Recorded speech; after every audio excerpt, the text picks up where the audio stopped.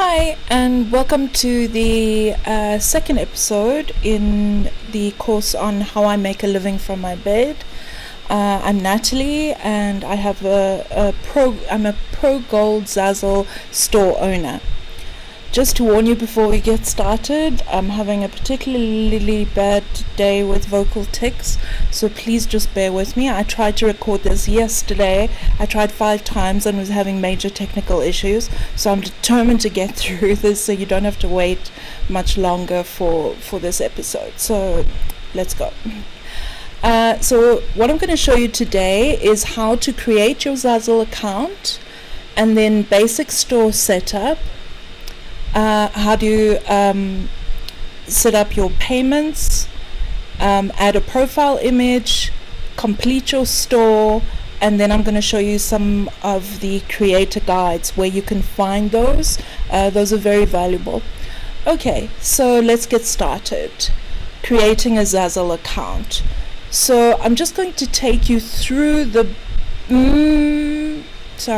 basic process. It's pretty simple, but you're just going to click on the Salon Zazzle button, and then you're going to add in your email address, choose a password, and click create your account.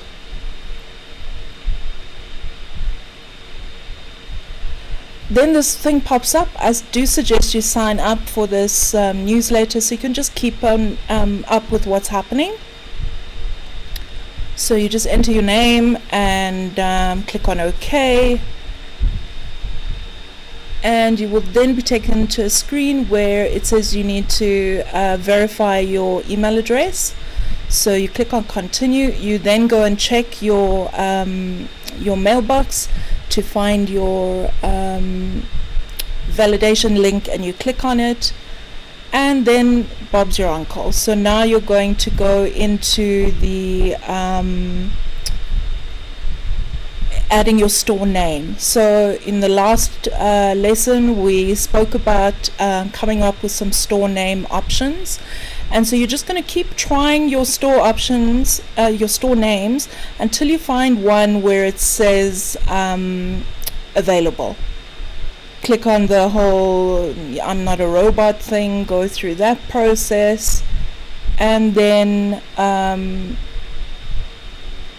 you'll click on verify, and then it'll allow you to click on the create your store. That will immediately open up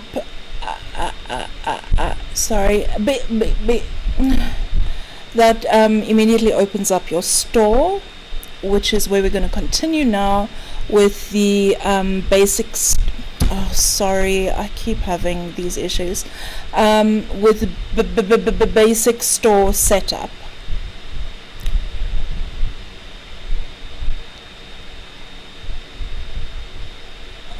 Sorry, speech issues. Okay, so this is the screen you will see when you have completed that process that we just went through. So there you can see store name. Now store name is the name you've just entered, but obviously when you enter it, it has to be have no spaces in it, because that is essentially going to be your URL or your web address. So your store address will be zazzle.com/store/ whatever name you selected in that previous step. When it comes to this screen, you can then replace that that store name with no spaces with the proper name as you want it to appear. In the top left you can see there it says testing source ZA. So when you change your store name here, it will change it in that section there, and then throughout wherever your products are, that's the store name that will appear. Then tagline and about, you can come up with your own tagline and a little about section. I got ChatGPT ChatGPT to do mine because I do struggle with words, and it was great. So you can just tell ChatGPT, I have a Zazzle store selling wedding stationery decor and favors. Give me a tagline. And then the about, you just tell ChatGPT a little bit about you and what your store is about, or whatever sort of information you want to include there, and ChatGPT will write you a very nice little spiel that you can put in there. Then if you scroll down a little bit, you see it asks you for your store banner image. We'll come back to that shortly, and I will I've created a template for the banner, and the link will be in the description, but I'll show you how that works in a minute. And then website URL is just if you have your own blog or website of any description, you can put that in there. Not your Facebook or anything like that, because that goes somewhere else. Then tags. You can put in 10 tags that are related to your store. So what they mean by tags is essentially, the way to think about it is what search term would a customer put into Google if they were looking for the products that you sell. So if you have a wedding store, you're obviously going to look at words like weddings, stationery, invitations, favors, blah blah blah. But an important thing to remember with tags is it's advisable to use what they call long tail keywords. All that really means is, instead of putting separate words like one tag is wedding, one tag is invitations, one tag is signs, what you want to do is combine keywords into phrases that a customer would actually use to search. So if you're searching for wedding invitations, you're not going to type into Google just weddings or invitations. You're going to say wedding invitations or modern wedding invitations, or wedding decor, wedding welcome signs, whatever it is that you're specifically looking. You're going to specify that so that you don't get 10 million results and have to spend a whole lot of time sifting through them. So what you want to try and do is think about what people are going to be searching for that your store offers, and list those phrases. So as I said, modern wedding invitations would be one tag. You separate your tags with commas. So as soon as you put a word or a phrase in and you put a comma, it will move from that text box to just below there as a tag. So you can add up to 10 tags. Each tag can have a maximum of 5 words. And there is also a character limit. I can't remember now, but I think it's around 50 characters. I'm not too sure. But anyway, it will give you, it will complain if you try to enter a tag that has too many characters. Unfortunately, the little error it gives you is not very accurate or helpful. It says something to the effect of something about fan merch tags. Basically, if you get that sort of error, then you know you've used too many characters, and you need to split up your tag into 2 different tags. So add in your 10 tags there, as I said, related to the kinds of products that you're selling. So if you have an event store where you're doing birthdays, graduations, any sort of parties, that kind of stuff, then you would put things like kids' birthday invitations or adults' birthday party decor. Those are the kinds of things that you want to put in. One very important thing that you need to know when you're doing tags is not to repeat tags or repeat the same word over and over and over again. So if you have 10 tags and all 10 of them have the word wedding in them, combined with other words in each tag, that is going to be a problem, because as both Zazzle and Google will see that as spam. So you want to try and make all of your tags unique.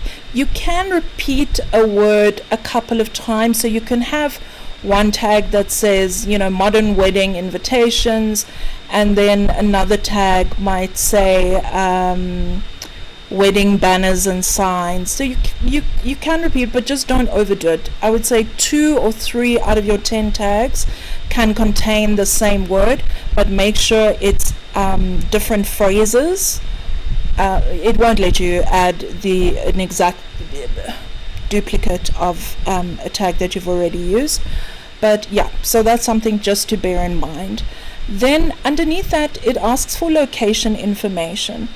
Personally, I don't fill this in anymore on my stores, and the reason why is I originally did put my location, which is South Africa, but the problem is that a lot of customers who come to Zazzle don't understand how it works, and they think it's like Etsy. So on Etsy, people around the world can have a store, and it's not like Zazzle. Etsy, you have to create your own products and do all the shipping and the customer service and all that sort of stuff. So someone who's shopping on Etsy might be a little bit hesitant to order products from a country that's very far away, because they're like, well, is it going to arrive?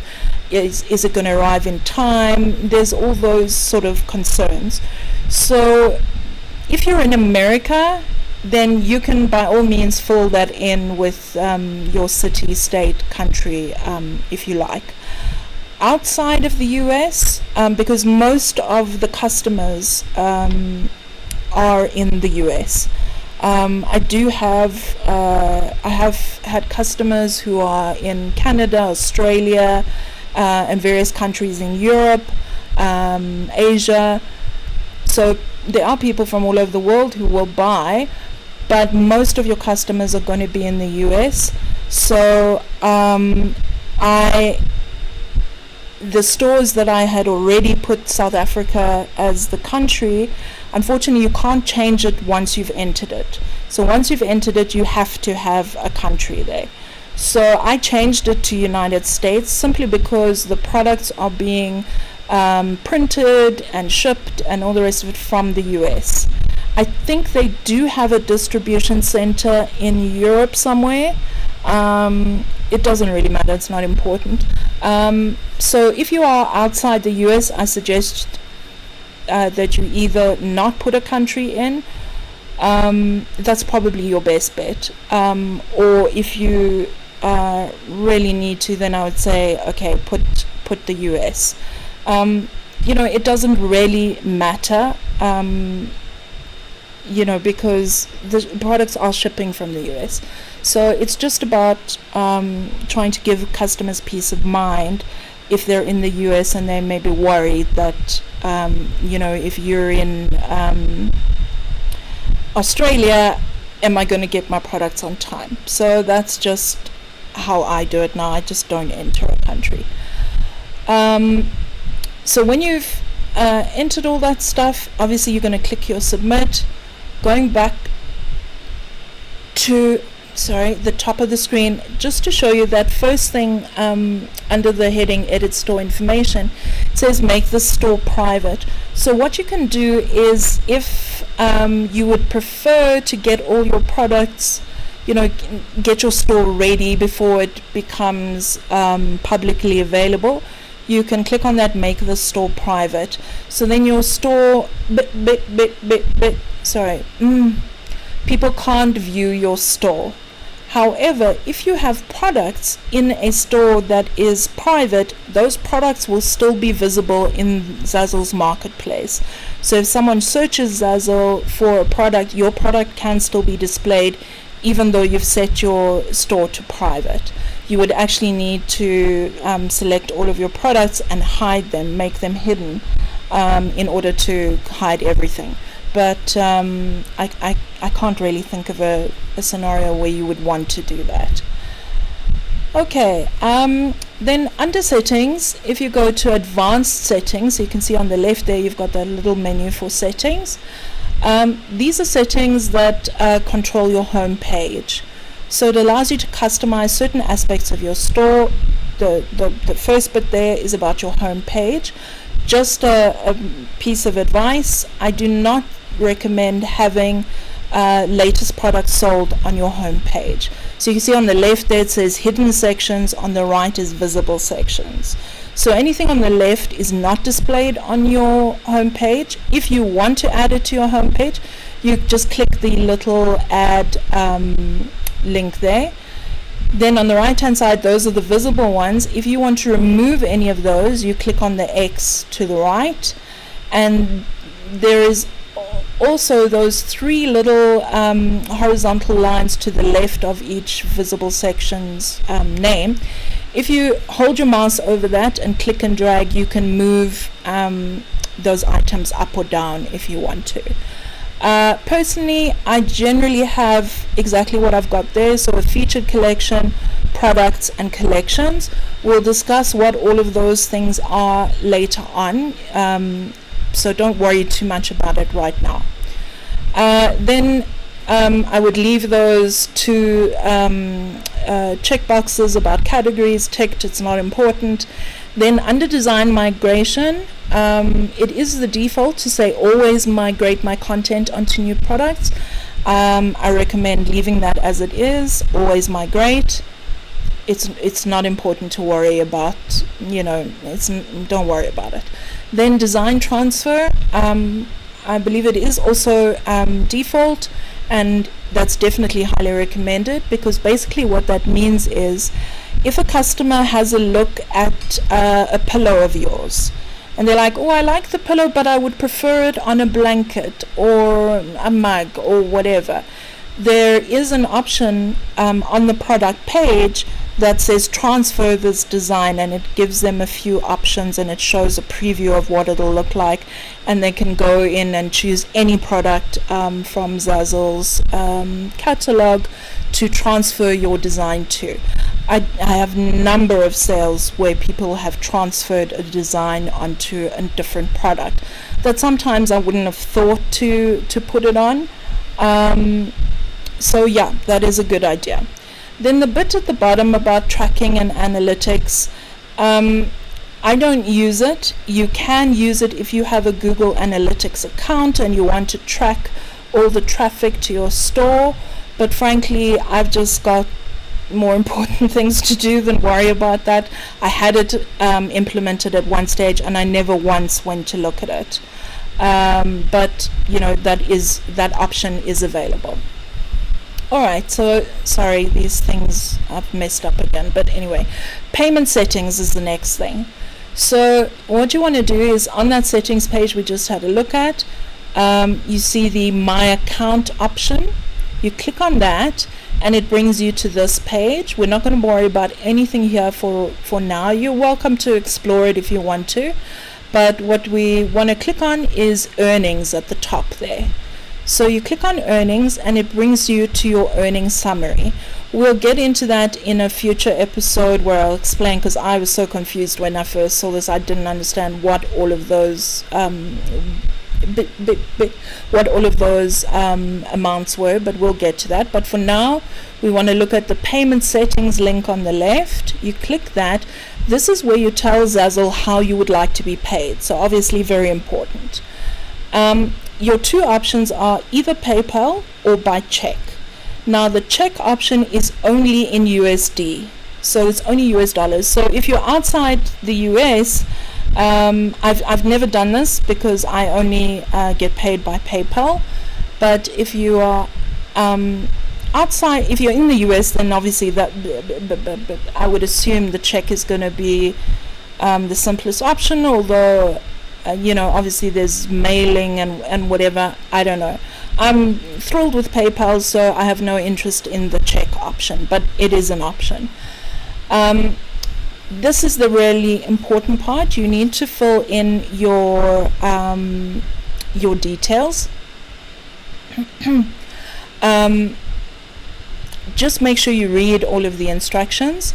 Now, when you select your country, if you're outside the US, which is the only option I can speak to because I am outside the US, what happens is when you when you scroll down, so this is if you are in the US. So if you are in the US and you scroll down, it says tax information. You have to select I am a citizen of whichever country, and you have to fill in this information. This is only if you're in the US. You'll see beep in a second what happens if you're outside the US. But anyway, you scroll down further, and this is where you can specify when you want them to pay you. What should I say? At what level of earnings do you want them to pay you? So the default is, if we just go back here, the default here is for PayPal. If you have earned $50 or more, you will be paid in the next payment cycle, which I'll explain in a minute. For checks, it has to be $100 or more. If you have less than $50, this is if you're being paid by PayPal, then you can request that payment, but you will have to pay a $2.50 fee. Then for checks, the payment fee is $5. That's if you have less than $100 balance and you want that money, you'll then have to pay a processing fee of $5. But if you just let them pay you when you reach or exceed the threshold, there's no fees involved. As I've said before, there are no fees involved with Zazzle unless, and this is one of the examples, unless you want to get paid before you've reached the threshold. Okay, so back to where we were. If you're an American, you'll have to fill in this information, and at the bottom, so you can specify. So normal means you're just going to get paid when you've reached your threshold. Now, they say essentially 45 days after the end of the month during which your earnings exceeded the payment threshold, which is just a slightly complicated way of saying that your sales clear after 30 days. So what that means is if a customer buys a product from you today, it's going to be listed in your reports as pending, which means it hasn't cleared yet. After 30 days, so 30 days from today, that sale will be marked as cleared. So it gives customers 30 days to request a refund. Because obviously you don't want a situation where Zazzle pays you and then the next month they're now deducting because they've been refunds. So after 30 days, I've never had it happen that after 30 days a sale gets refunded or returned. So 30 days. So 30 days from today, that sale will be cleared. Now let's say that 30 days happens, what is today? Today is the 24th of February. So, let's say that that sale was 30 days ago. So today that sale is now cleared because it's been 30 days since the sale was made. You are only paid on the 15th of each month. So this sale that is cleared today, 24th of February, will be paid to you on the 15th of March. So that's why, it says 45 days, but it's unless my brain fog is deceiving me, that's not exactly 45 days. I think it's kind of a maximum of 45 days. Or maybe it's not. I'm sorry, my brain fog is problematic, but I will show you on the report, that earnings page. You can see exactly what earnings have cleared and what is still pending and what you're going to get paid. So don't worry about ever having to work any of this out. Okay, so normal, that's the normal option. Specify in dollars. So this is where you can say that, look, the payment threshold for PayPal is $50, but I don't want you to pay me when I have $50 or more earnings due to me. I'd rather that you keep it until it's $200, $500, whatever it is you want.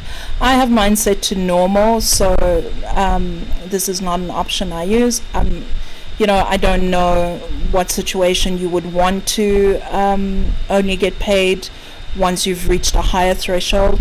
I don't know. Then the last one is hold. That's basically saying hang on to my earnings until I tell you I want them. Once again, I'm not really sure where you would want to use that, but it's an option. Okay, so I said that further up, if you're not in the US, you select your country. I'm a citizen of, and you choose your country. You will then see this option. So instead of having to enter your social security number and all that stuff, which obviously only applies to Americans, you will have to download what is called a W8 BEN or BEN form. So this is basically a form that Zazzle requires you to complete. Actually, the IRS in America requires Zazzle to file these, and it's basically where you certify that you are not an American citizen, because this is a way the W8 BEN allows foreigners to not pay tax on their earnings in the US, because obviously you have to pay tax in your own country. So this form is a form that's sent to the IRS to say, okay, this person is not an American citizen, they don't live here, so this is the form you have to complete. This form can be a bit tricky because you have to fill it in perfectly, exactly the ways. I mean, it's typical government nonsense. So it's not a simple, straightforward thing. There are people who have done it 5 times and still can't get it approved. So I strenuously suggest that that little link there that says please read the information provided here before starting. Click on that link, go read the information. In that page, it will explain a lot more about how to complete the W8 form. You will also get a link there to go and download what is called tax treaty information. I'm not actually sure if it's a download or it's a web page that you go to visit. Basically, that's where you will find information on your country, if your country has a tax treaty with the US. What that basically means is, like, I'm in South Africa. South Africa does have a tax treaty with the US. So it means that Zazzle will not deduct any or keep back any of my earnings for tax. I get my full earnings and then I have to sort out my tax in South Africa.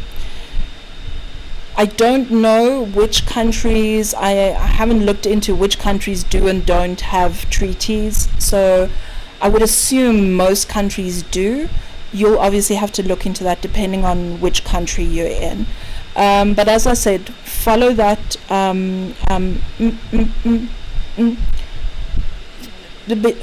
follow the link and go and read all of the information.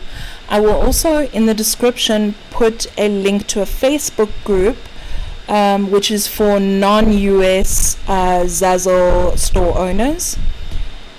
It's only for non-US people. They're quite particular about that. I'm not too sure why, to be honest, but anyway, the point is they if you go join the group and you're having problems getting your W8 approved, you can post in there and tell them I'm from Canada or wherever else it is, and I need help with my W8, and other people will should be able to help you. Obviously, if you're in South Africa, just DM me and I'll be happy to explain, because the thing is, the codes and things are different depending on which country. So I can't help you unless you're from South Africa, in which case I can tell you how to complete it. But yeah, you're going to have to look into that on your own. But as I said, that Facebook group can be very helpful. All right. Just to sort of summarize there, you have to complete that information, and if you're outside the US, get your W8 approved before you can get paid.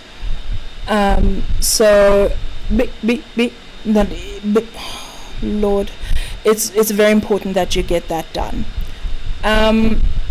Oh, by the way, Zazzle obviously also has a support team. If you just email support@zazzle.com, anytime you have questions or need information, you can email them. For the W8s in particular, on that page that I the link that, oh, good Lord, I'm so sorry, the link to more information on the W8, there is an email address there. I think it's something like Zazzle-W8, something like that, where they deal specifically with the W8 questions. I've never emailed them, so I'm not sure if they can help you if you're having trouble. It certainly doesn't seem so, because I see a lot of people are posting in that Facebook group. But anyway, just thought I'd mention that. Okay, so the next thing you're going to be looking at is to add a profile picture. So you'll see in the top right of the screen here, it says Nathalie Test Store, and there's that little avatar to the left of it. This is what we're going to now replace with your photo or image. Where this appears is on your product pages. If you scroll down a little bit, you'll see there's a next to the store name, there is a little photo or image.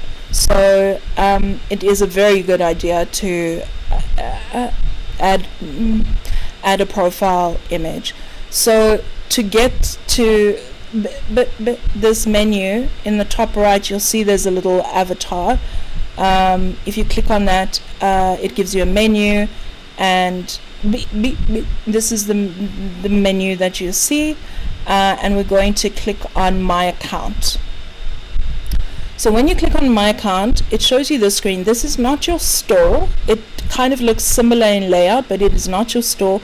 It's your profile account, but it's your account profile. So the image that appears there to the left of Nathalie Test Store, I haven't uploaded one, so it's just the default avatar. That image is the image that will appear next to your profile name, so your designer name. So not your store name, that's going to be a separate thing that we'll look at in a minute. This is just as the designer, your photo or image will appear wherever your name appears. When I say your name, it's that name that you specify there. I've just put Nathalie Test Store. It doesn't have to be your actual personal name. You can put a name of a business or design, studio, whatever you want to put in there. It doesn't have to be your name. So to change that profile picture, if you click on that avatar, you'll see this little menu where it says change, position, or remove. So you'll click on change. It will then ask you to upload an image. I will, as I said, in the video description, I will put links to the Canva templates I've created, just to make it a little bit easier for you to create these images. So as I said, that image can either be a photo, or it can be a a logo, you know, if you want to say whatever you want to give you want to use, this is not your store name again, this is your profile, the designer name. So if you don't want to put your own name, you can put a name of your, oh good lord, I'm so sorry, I'm really struggling with words today, but I'm sure you hopefully understand what I'm trying to say. So now we're going to have a look at, we're going to go back to your store that you just created at the beginning of the lesson. So this is now where you're still on your profile page, where we just had a look at how to change that little profile image. You're going to go to the stores tab, click on that, and it will show you all of the stores that you have. Obviously you've just created your account now, so you'll only have the one store that you created, like my example there. So you will then click on that, and that takes you to your store's home page. Now on the right hand side you'll see it says store completion 0%, and then it has a number of options underneath there. Provide your profile photo and name, and there's a percentage in the brackets. Basically that's telling you that every time you complete one of those tasks, it will add the percentage in brackets to your store completion percentage. It is important that you get that to 100%. It's not critical. I do have one or two stores that do fairly well where that isn't complete, and I'll explain that at a later stage. It's not important, but you certainly want to make sure that at least those first few are done. So you want to have a profile photo or logo, and name for your store. You want to add sorry, not your logo, it's your profile photo, which is what we just spoke about, and the name, whether it's your actual personal name. So again, and I'm sorry if I'm confusing you, don't worry, I will clarify this when we start looking at product pages. I'll show you what the difference is between your profile photo and your store logo. But so make sure you have a profile photo and a name. So mine was Nathalie Testing Store. Yours will be whatever you decide you want it to be. Then the second option there is add a store logo and banner image. So that's the two options that I'm going to give you Canva templates for. The store logo is, if you look in the upper right section, it's got that little storefront image. So your logo will go there. And the banner, if you look in the behind that, oh Lord, you can just see a sliver of that image that's yellow with blue and pink and whatever stuff on it. That is where your banner appears. It is squashed like that only when you're looking at it. So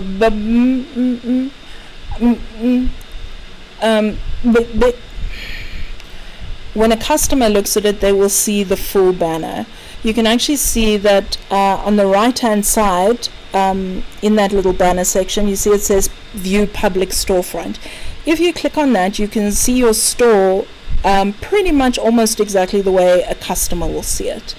Once you click on that, that link changes to view store management, something like that. You click on that to go back to this view, which is your store owner view. Okay, so going down the right hand side, the store completion options, fill out your story. So that was what we looked at already under settings, where you can enter your about story. That's the story. And then create 10 store products, 10 store collections, share 10 store products, share 10 store collections, and upload 10 media items. When we start looking at actually creating your products and all that, we'll get back to it. So for now, you're not going to worry about those ones. You just want to get the first 3 done.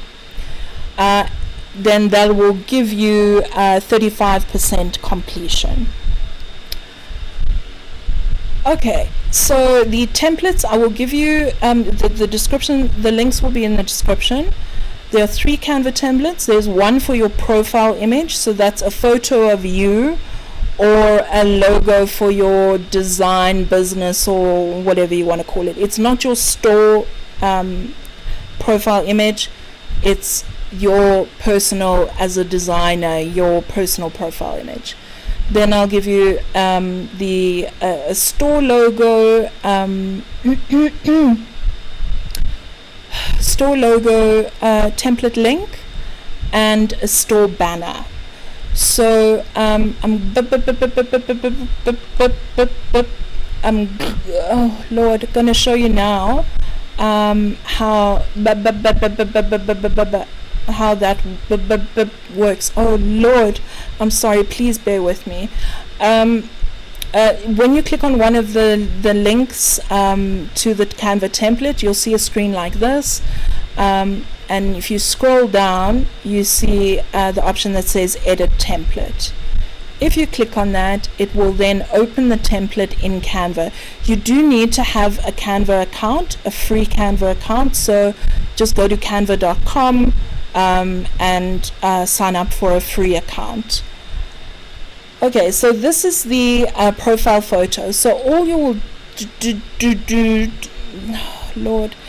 do is go up to the where it says uploads, and you go navigate to wherever your image is, and you select your photo, and you will then just click and drag it. Okay, it's gone. Alright, let's not worry too much about that. For example, there, so you just click and drag it onto the canvas. There we go, and that's your profile image done. To download it, you go to share, the download option, and you get all of this stuff. You don't need to worry about changing anything. It should be a PNG, that is the suggested format, and you click the download button, and you can choose where to download it to on your computer, and then you can use it on Zazzle. For the logo, you'll also have that same screen where you open up edit the template.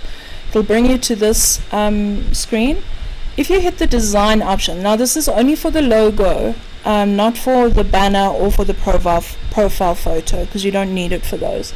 For the logo, if you click on the design option, it shows you templates for logos.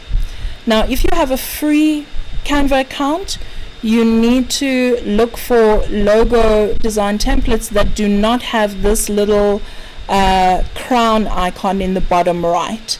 As you can see, when you mouse over it, it tells you that's Pro, and you need to have a Pro account, a paid account, in order to use it.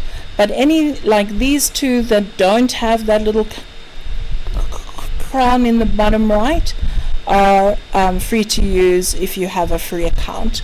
So, you know, have a look through the logos. Depending on what kind of store you have, you might, you know, it'll affect which kind of design style you want. But let's say there you decide you like this one. You just then make your changes, you know, whatever information your store information, you put that in there, and then when you're happy, I'm not going to go into how to use Canva. If you need help with that, I suggest having a look on YouTube. There are thousands of tutorials where people will go through it step by step how to use Canva.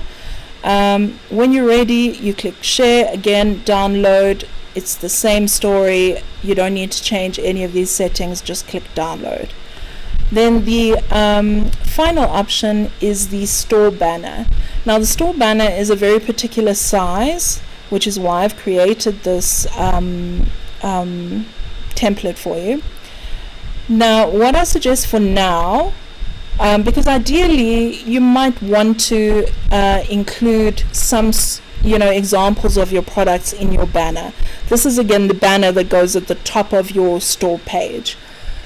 But for now, because you don't have any products, what I would recommend is go to the elements side at the elements option on the left, and search for, if your store is a wedding store, so you can search for wedding and go to photos, and then just have a look at the photos that come up. Again, if you see the little crown, you have to have a paid account to use it, but you can scroll through and just find an image that you like, that you want to use in the meantime. I'm just going to use this one. So you just click and drag it across until it sort of pops into the frame there. Now, obviously this is not a great, it's not, Lord, it's not showing the part of the image that I want to see. So you double click on it and you can now move it. So if I move it like that, that's a little bit better. You click on the done option in the left, and there you go. That's my banner image. I'm ready to go share, download, go through that process, save it. If you want to change the image, like I don't like the way it looks, you can pick another one and click and drag it, and it will just replace it. So you can just keep going until you find one that you like. Just a tip while I'm reminded of it, if you are going to do a wedding store, I wouldn't recommend doing, a picture with a bride and groom, or I saw one somewhere here where it says Mr. and Mrs. or whatever, just because you're then excluding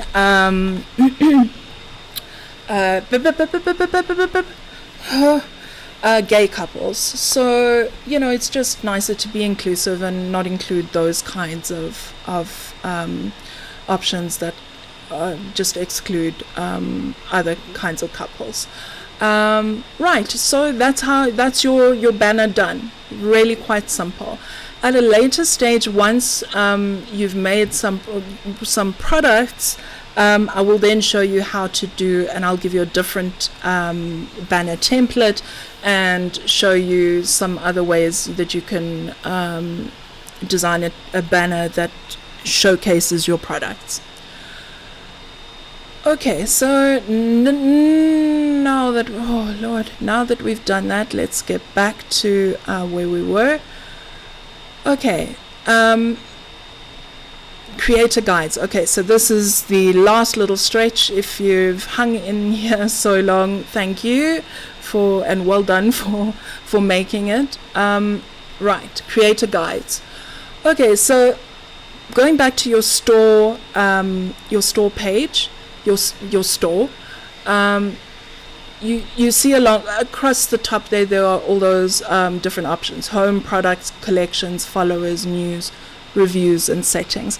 We're not going to look at collections, products, followers, or reviews now, because it's just not important for now.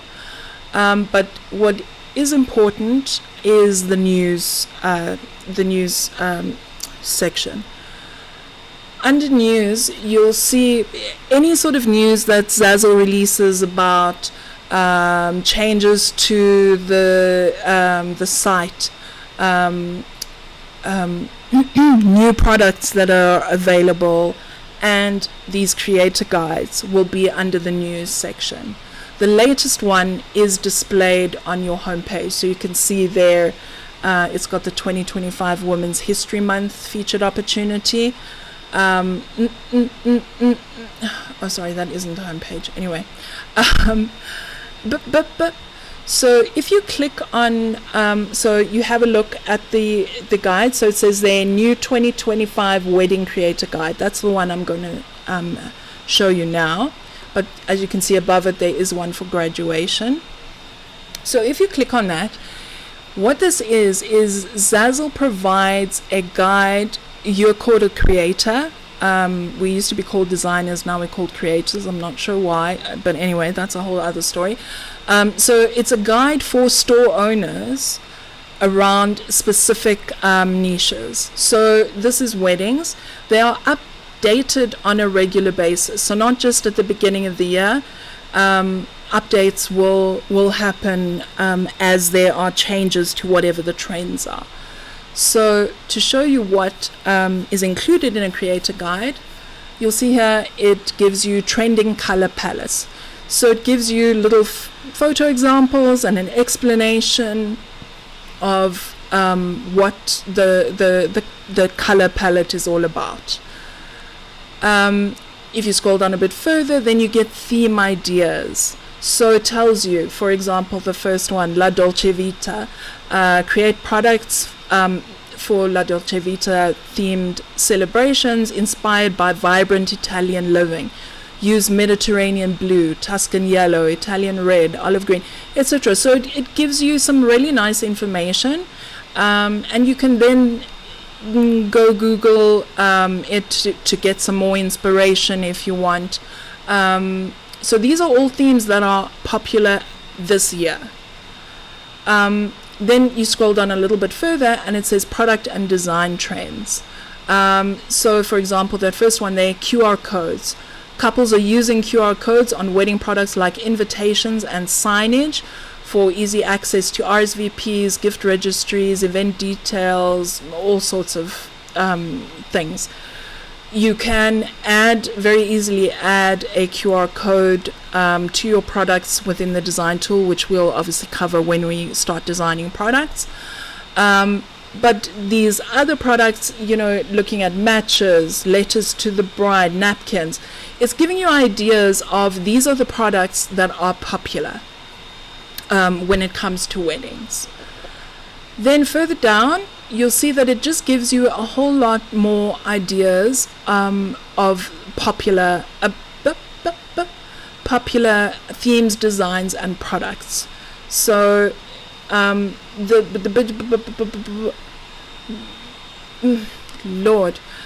so under styles you can see beach, fall, sunflower, elegant, rustic. So these are all the kinds of styles that are popular. So don't think it's just the ones that are further up the page. These are also great options. Right, and then this is a good idea to have a look at, creator collection favorites. So these are the collections that Zazzle really likes. Now, most of the time, it's yes, obviously the designs are very professional and they look great, but it's also about which combination of products they have in their collection. Sorry. So I would recommend, especially, if you're new to it. I mean, when I started, they didn't have these guides. So it was a lot of trial and error to try and figure out, what kind of products am I supposed to put in, do matching designs for and all that. So it's great to have this to really see what's popular and to see examples, because I also didn't even know what text to put on, invitations and all that. So I had to really go have a look at other invitations to see what kind of information goes on these things. So these creator guides are really valuable, especially when you're starting out. Further down it says new products for weddings. So this is great. When they release new products, and they're great for weddings, they'll add them here. So foil napkins were introduced just a couple of months ago. The guest books as well, with these are real foil guest books. And the acrylic signs. So the acrylic signs, you can't really tell from that sign in the image, but they are transparent. So if you put a photo on a transparent acrylic sign or invitation or whatever, light shines through. It gives a really nice effect. And sorry, just to go back there, you can see underneath it says create your own. Under foil napkins, if you click those buttons, it will take you to a blank, for example, the foil guest book. it'll take you to a blank one where you can start creating your own. Under foil napkins, you'll see it says apply here. For certain products, you have to apply to be able to design on them, simply because they're a little bit tricky. So foil napkins is an example. Because of the way the foil is printed onto the napkin, it's a little finicky in terms of, you know, what graphics you can use and what size fonts. It's a little bit tricky, and it also has to go through an approval process. So, you know, you design it, you hit the publish button, and it goes through to a manual approval process, so that someone at Zazzle has to make sure that it's going to print nicely on a napkin. So for now, you're just starting out, I wouldn't worry about those kinds of products for now. Then if you scroll right down, you'll see it. They have information on how to optimize the customer experience. So these are also good things to have a look at. So themed collections. So I mentioned collections. I'm not going to get into it now. We'll get into it in a future episode. But if you want, you can go have a look. It's got a link there about collections, and it'll explain it to you. Templates, this is very important. And obviously, if you're doing weddings, it's critical. I did mention, I think in the intro video, that Zazzle is all about personalization. So when you design a product, you have to, and you add text or photos or images that the customer needs to replace, you have to specify that in the design tool, so that the customer can add, you know, as you can see in that example there, a name and date, or images, whatever it is. So it's very important to make your products customizable. Obviously for weddings it's critical, but I'm also talking about pillows, blankets, mugs, whatever it is. Then also they give you a little bit of advice there in terms of offering a variety of products. We'll get into a little more discussion about that when we start designing, but for now it is a good idea just to have a look at this, start reading up on some of the things. And then offer unique designs and products. That is a way to stand out, because obviously weddings are majorly popular on Zazzle, so there are a lot of people designing all kinds of wedding stuff, but most of them are designing wedding invitations, wedding RSVPs. You know, you look at the example they have there, it's a round invitation that is made to look like a record.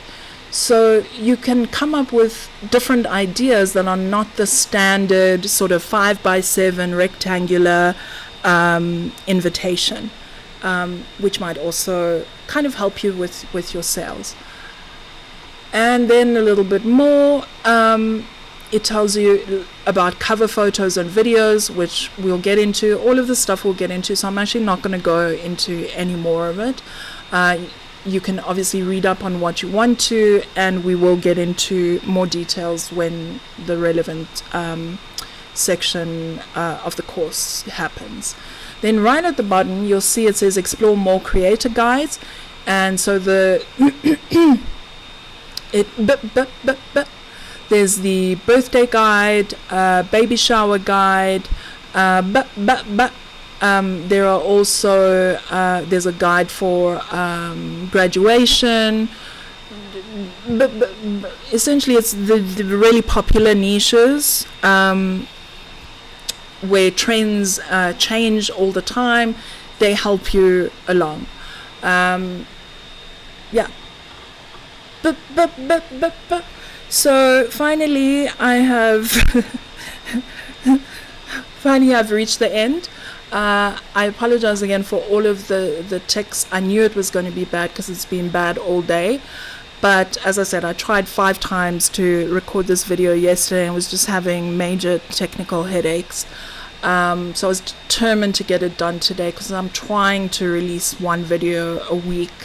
I don't want to keep you guys waiting too long between lessons because I'm sure you're anxious to get going. So thank you so much for bearing with me. As always, if you have any questions, I do recommend joining the Dragonflies and Dreams Facebook group, and then posting your questions there. So I hope to see you there. I hope you got some value out of this lesson, and we will start getting into the more fun stuff of designing and all that soon. So I hope to see you for the next episode.